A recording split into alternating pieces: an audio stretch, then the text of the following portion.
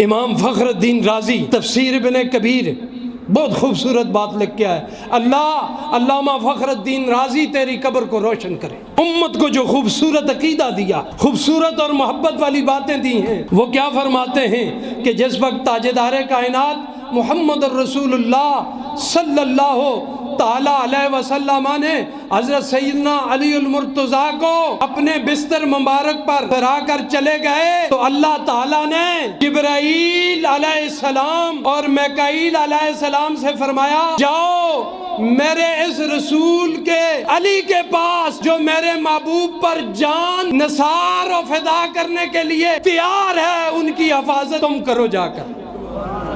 تو پتہ ہے کیا ہے کون آیا تھا؟ دو نام لیے میں نے، جبرائیل امین اور حضرت میکائیل علیہ السلام۔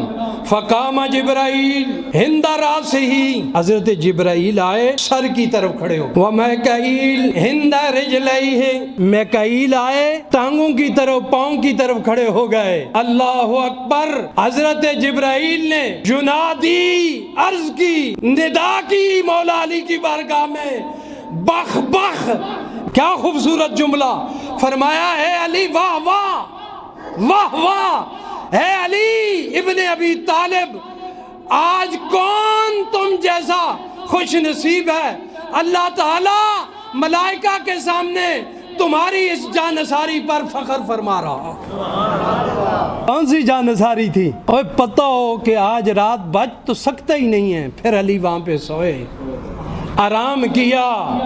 علی سے کسی نے پوچھا سکون کی نیند بھی کبھی کی ہے؟ کہا اس رات کی ہے۔